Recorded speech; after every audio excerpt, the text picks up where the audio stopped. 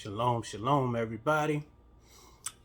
Glad to be back in front of y'all one more again. It's your brother Yaakov, James, Woodrow, whichever one. You already know how that goes. Just glad to be in front of y'all one more time on another blessed Shabbat. Shout out to my brothers, the Shadows. That's a joint that we did together. And shout out to my brother Uriah, who just celebrated a born day like 2 days ago, for real. And I mean, I'm not into no signs, I'm not into none of that stuff, but I will say that the Most High put some special people on this earth around this time of the year, man. Not saying nobody else not special no other time, but I'm blessed to know some of them. I'm blessed to be one of them. I think. All praises to the Most High for real. Let's get into this lesson for this week. And the name of this one is We Are Not the Same. The more and more days go by, the more and more it becomes evident that those who have been called by the Most High and according to His purpose are not like the rest of the world. So, as much as we would like to blend in, the time is coming where we gonna stick out like a sore thumb, whether we want to or not. Let's get into these verses. 1 John, chapter 2, verses 18 and 19. Little children, it is the last time, yes it is. And as ye have heard that Antichrist shall come, even now are many Antichrists, whereby we know that it is the last time. They went out from us, but they were not of us. For if they had been of us, they would no doubt have continued with us. But they went out, that they might be made manifest, that none of them were with us. And I kind of look at that on the flip side. I went out to let it be known that I wasn't of where I was at. And if I would have been, I would have continued on. But the fact that I didn't should let be evident that I am not with that. I love that verse, for real. Let's get it out the Amplified Bible. Children, it is the last hour, the end of this age. With them people, REM said, I think it's REM, one of them bands say, the end of the world as we know it. For real, for real. And just as you heard that the Antichrist is coming, the one who will oppose the Messiah and attempt to replace him, even now many Antichrists or false teachers have appeared which confirm our belief that it is the last hour. You can't look around like that song just said, open your eyes. Don't get caught by surprise. It's about to go down. Take a look around. Be aware of your surroundings, y'all. Verse 19. They went out from us, seeming at first to be believers, but they were not really of us, because they were not truly born again and spiritually transformed. For if they had been of us, they would have remained with us, but they went out teaching false doctrine, so that it would be clearly shown that none of them are of us. Like I said, I look at it on the reverse of things. I went out from the false doctrine and was blessed to be able to come into the true doctrine. All praises to the Most High. I can take no credit for that. And all His design, all His doing, for real.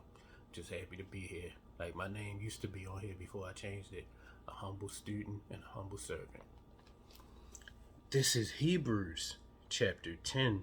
And we're going to start at verse 35 and continue on to the point. Cast not away therefore your confidence, which hath great recompense of reward.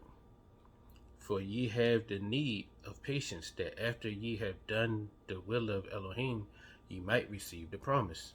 For yet a little while, and he that shall come will come and will not tarry. Now the just shall live by faith.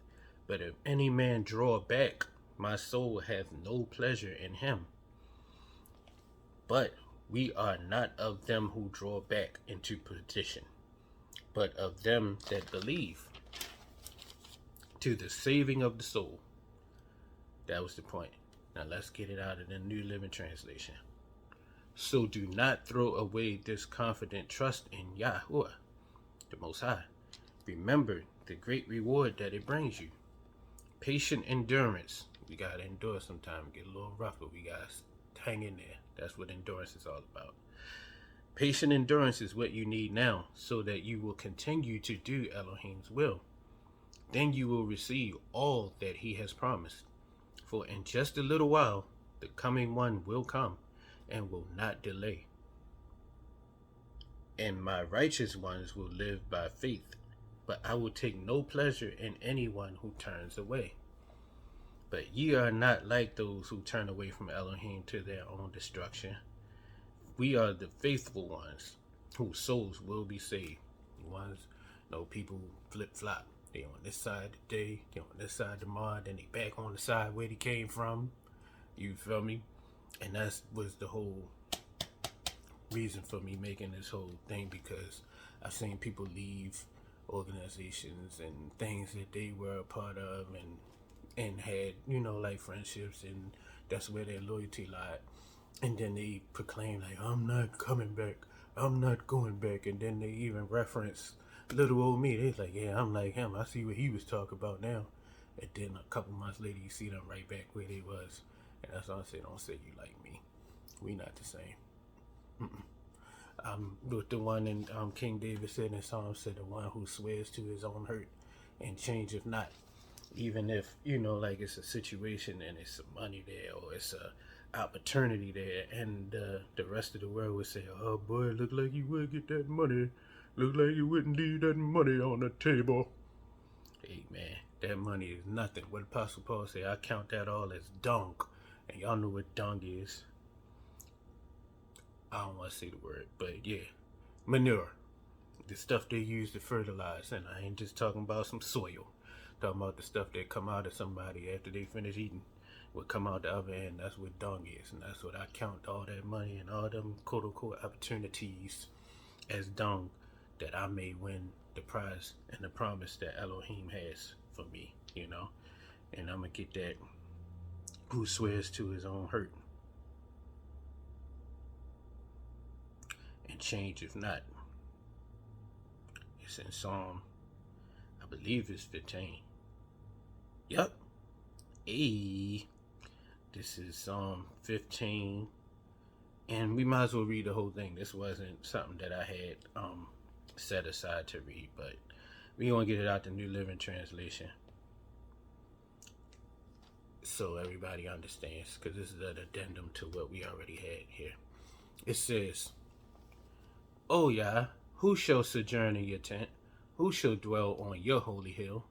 He who walks blamelessly and does what is right, and speaks truth in his heart, who does not slander with his tongue, and does no evil to his neighbor, nor takes up a reproach against his friend, in whose eyes a vile person is despised, but who honors those that fear Yah, who swears to his own hurt and does not change, who does not put his money out at interest, who does not take a bribe against the innocent. He who does these things shall never be moved. Let's get it out of one more translation. I believe the Good News has a real good breakdown of this one as well. Real easy to understand, so everybody gets it for real, for real. Bear with me for 1 second, please. Here we go. It says, oh man, y'all gave me the wrong one. What you doing, phone? Get it together, shorty. One more time. Alright. Should be having it this time. They keep giving me different ones. They playing. But hopefully y'all could get it from that one, what we just read, for real, because I think that was pretty clear. Let's try the contemporary English version. Who may stay in Elohim the Most High's temple, or live on the holy mountain of Yah? Only those who obey Yah and do as they should. They speak the truth and don't spread gossip. They treat others fairly and don't say cruel things. They hate worthless people, but show respect for all who worship Yah. And they keep their promises no matter what the cost. That's the line right there. Verse 4. Not line, but verse. They keep their promises no matter what the cost. So even if somebody's like, oh, you people like, oh, I know the Lord don't want me to do this, but when I get the couple dollars from doing it, I'm going to put some of it into the tithing and the offering. And it should be all right with them. That's the mindset that some people have. But others whose mindset is like, look, I'm just not going to do what he asked me not to do. Because what the scriptures say, obedience is better than sacrifice. He don't require or want sacrifice. He wants you to be obedient for real. You know, there's certain times where sacrifices are called for, but other times where he said he would rather have us just be obedient. Obedience is better than sacrifice for real. Let's get that. That is 1 Samuel 5:15 and 22. And it reads like this. Getting this out of the Bible Gateway. No, we don't want that. No, yes, we do. About to say we didn't want the translation that they were giving us, but let's get it from the King James. And Samuel said, have Yah as great delight in burnt offerings and sacrifices as in obeying the voice of Yah? Behold, to obey is better than sacrifice, and to hearken better than the fat of rams. So he'd prefer for you to just listen to what he said. Like you disobey your parents, and then you go out and buy them some flowers or something. Yeah, the flowers are nice. Yeah, it's gonna put a smile on your mama's face, but she'd much rather you just listen to what she said in the first place. So that's what that's all about. All right. So let's get back to 1 Timothy 6 and 10, which said, let's go back to 39, verse 39, and what we just read in, just to recap, verse 39 of Hebrews chapter 10. We're getting it out of the New Living. It said, but we are not like those who turn away from Elohim to their own destruction. And let's get some of the reasons that people fall away to their own destruction. This is 1 Timothy 6 and 10. For the love of money is the root of all evil, which while some coveted after, have also erred from the faith and pierced themselves through with many sorrows. Let's get that from the Amplified Bible. For the love of money, not money. I don't get confused because a lot of people take that verse and just say money is the root of all evil. Money can be good and it can be bad depending on what people do with and for it. But let's get this from the Amplified Bible, 1 Timothy 6 and 10.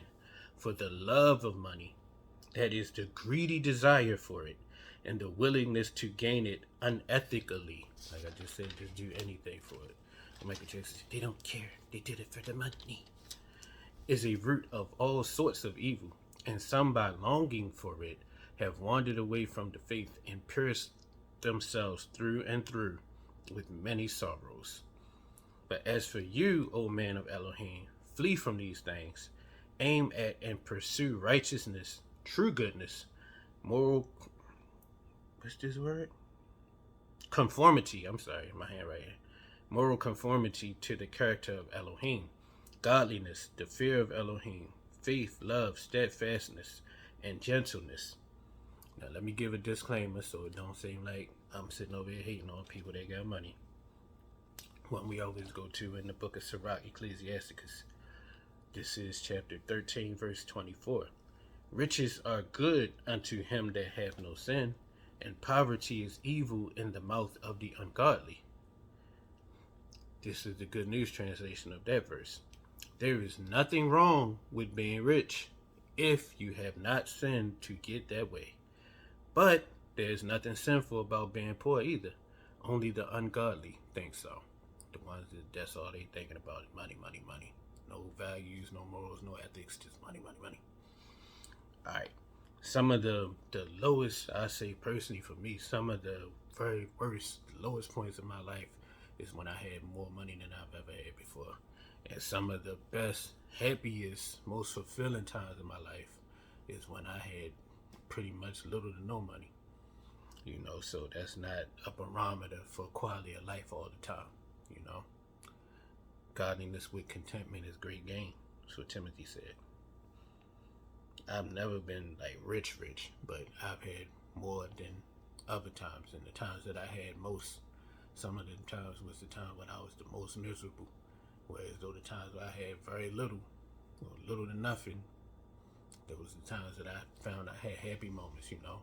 Times that revealed true character of people, and I found out that some people who really care for me, as opposed to what I could have done for them. You know, that's a wonderful feeling. It's a terrible feeling to feel like only reason why somebody around you or somebody wants you around is what you can do for them, for real. Not to say that the only thing that you can do for people had to do with money, but definitely is a revealer of character when you don't have and when you do have.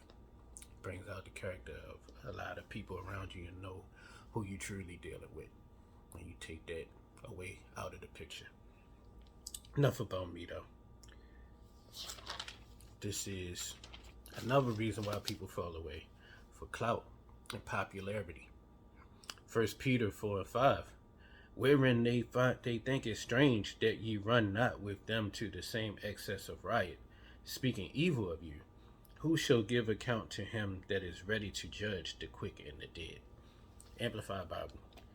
In connection with all this, they, the unbelievers, are resentful and surprised that you do not think like them, value their values, and run hand in hand. We're going to get on that in Proverbs, hand in hand, with them into the same excesses of dissipation and immoral freedom. And they criticize and abuse and ridicule you and make fun of your values. Lord knows I done been through that since 2008. I done been ridiculed. People would just find a reason to just bring my name up and read it for filth and put it out there in a negative way because I no longer value the values that I used to value and seek the things that I once sought. You know, it's like we live in a world where people want to be free to feel how they feel and pursue what they want to pursue, but then there's other people that if you're not doing it the way they want you to do it or going after what they want you to go after, then it's a problem. You know, which one is it? I'm from the live and let live thing because I say live, let live, and let the Most High sort it out. You know, but other people just want to control everybody, and the people that want to control everybody else, a lot of times they don't have no control over themselves. That's the reason why they want to control everything else, get other stuff in control, to take away from the fact that they can't control themselves and what they got going on. But I digress. It says, even like family members will come to you and want you to feel the way that the world feels. You know, when you trying to do it for the Most High, when you trying to dedicate yourself to the Most High, even some people that you consider close to you will be ones like, and it's like what they say, the servant is not greater than the master. Job's wife, when Job was going through his trials and tribulations, Job's own wife was the one that told him to curse the Most High and die. That's his wife. It don't get much closer to you than that. So if you seeking to serve the Most High, what it say in Sirach, prepare your soul for temptation. It's not an easy road, but that reward of that promise that we read about earlier makes it worth it all at the end of the day. That's what I'm pushing forward to. That's all us believers got to push forward to, because it's not going to be all sunny and roses on this side. I remember when my mom was in the hospital before transitioning, and she was in a medically induced coma because like some of the medicine that some of the doctors had given her had gave her a real painful illness, so they put her in a medically induced coma so she wouldn't feel the pain from the illness that she has called Stevens-Johnson disease. And I was hanging out with some of my supposed to be friends who was kind of like Job's friend. Well, I'm going to say the whole bunch, but one of them was reminding me of Job's friends when Job was going through what he was going through, and he just kept trying to bring up stuff that he think Job must have done in order for things to be going the way they was. And he said, I'm a paraphrase because I don't want to use that type of language on my channel. I mean, nobody watched me to report me or nothing like that. I'm in that upper echelon, and I'm not monetized anyway, but I'd rather just play it safe and keep it clean. But he said S word and the F word, but I'm gonna replace it and say, he said, things sure is messed up for you to be a gospel singer. He really said S sure is effed up for you to be a gospel singer. And, you know, like he just thought that. And I'm kind of can't blame him because people do paint the picture that once you come to serve the Most High, that everything is just going to be roses and a flowery beds of ease. When in all reality, it said, who he love, he chastens. And you basically get put through the test when you do come to serve him. Let's get that real quick. I don't think we running too long just yet. We can got time out for a quick addendum. This is Cervical Ecclesiastes, and we read this before.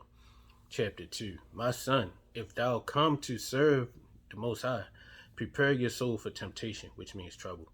Set thy heart aright and constantly endure, and make not haste in times of trouble. Cleave unto him and depart not away, that thou mayest be increased at thy last end. Whatever is brought upon thee, take cheerfully, and be patient when thou art changed to a lower state. Things get messed up for you. For gold is tried in the fire, and acceptable men in the furnace of adversity. So, I mean, it's a testing process. Most High, we gotta find out if you real about him. With Rick Ross and them said something, do something, so I know it's real. So the Most High got stuff that he want us to do, or go through, so that he know it's real. So he know he got a real soldier on his side, and not just somebody who just claiming him. But then when everything don't go the way they want it to go, then they just jump ship. This is from the Good News Translation. Faithfulness to Elohim. My child, if you are going to serve the Most High, Yah, be prepared for times when you will be put to the test. Be sincere and determined. Keep calm when trouble comes. Easier said than done, but you mastered it over a while. Stay with Yah, never abandon him, and you will be prosperous at the end of your days. Accept whatever happens to you. It's a song say, accept what God allows. What the closest is in, I think, Mr. Clean. The man named Mr. Clean to sing it. My dad used to like that. Gold is tested in fire. No, accept whatever happens to you, even if you suffer humiliation. Be patient. Gold is tested by fire, and human character is tested in the furnace of humiliation. Trust in Yah, and he will help you. Walk straight in his ways and put your hope in him. So, yeah, that's going to be times where we're going to be put to the test, and we're going to be, talked about, made fun of, and all that type of stuff. Let's read that verse again. Let's start that again in 1 Peter 4 and 5 from the Amplified Bible. Sorry for the sidetrack, but I felt like that was important to share. In connection with all this, they, the unbelievers, are resentful and surprised that you do not think like them, value their values, and run hand in hand with them into the same excesses of dissipation and immoral freedom. And they criticize and abuse and ridicule you and make fun of your values. Verse 5. But they will have to give an account to him that is ready to judge and pass sentence on the living and the dead. People say only God can judge them. That's who we're going to judge. So, let's get Proverbs 11 and 21, because that whole hand-in-hand thing. Though hand join in hand, the wicked shall not be unpunished, but the seed of the righteous shall be delivered. New King James Version. Though they join forces, the wicked will not go unpunished, but the posterity, descendants, that's what that word means. Posterity means descendants of the righteous will be delivered. One more for that. Isaiah 8 and 10. Take counsel together, and it shall come to naught. Speak the word, and it shall not stand. For Emmanuel, Elohim, is with us. Amplified Bible. Take counsel together against Judah, but it will come to nothing. Speak the word, but it will not stand. For Elohim is with us. Emmanuel. And this is Matthew, back to the New Testament, chapter 7, verses 13 and 14. Enter ye at the strait gate, for wide is the gate, and broad is the way that leadeth to destruction, and many there be which go thereat. Because strait is the gate, and narrow is the way which leadeth unto life, and few there be that find it. Amplified Bible. Enter through the narrow gate, for wide is the gate, and broad and easy to travel is the path that leads the way to destruction and eternal loss, and there are many who enter through it. But small is the gate, and narrow and difficult to travel is the path that leads the way to everlasting life, and there are few who find it. And we're going to end it with this one. This is Proverbs. It's chapter 14, verse 12, and it's also chapter 16, verse 25. My pop used to say so nice he had to say it twice. There is a way which seemeth right unto a man, but the end thereof are the ways of death. Amplified Bible says it this way. There is a way which seems right to a man and appears straight before him, but its end is the way of death. God's Word translation. There is a way that seems right to a person, but eventually it ends in death. So, even though the way might look good, might look real lovely, that you see people traveling, you see people going, if the scriptures say that that's not the way to go, I'd advise to go the way the scriptures say, because everything look good right now ain't always good. This is, I'm going to put one more in here. This is Cervical Ecclesiastes, chapter 9, verse 11. It says, envy not the glory of a sinner, for thou knowest not what shall be his end. And let's get that one out of the Good News Translation. It's right here.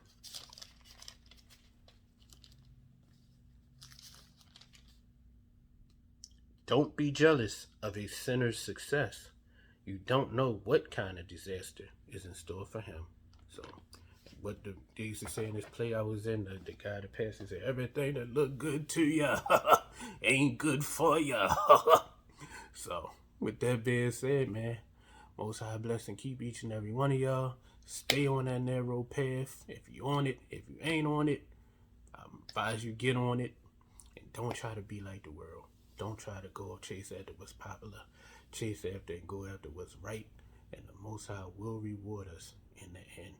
Let us not be weary in well doing, for in due season we shall reap if we faint not. Everything that's going on right here is good for now, but eternity is forever. Forever is a long time to burn or to suffer. When you can have a little bit of hell on this side and live great for eternity. I'd rather have it that way. That's just me though. Most High bless and keep y'all. Shalom, shalom. Prayerfully we'll get up again real soon. Much love.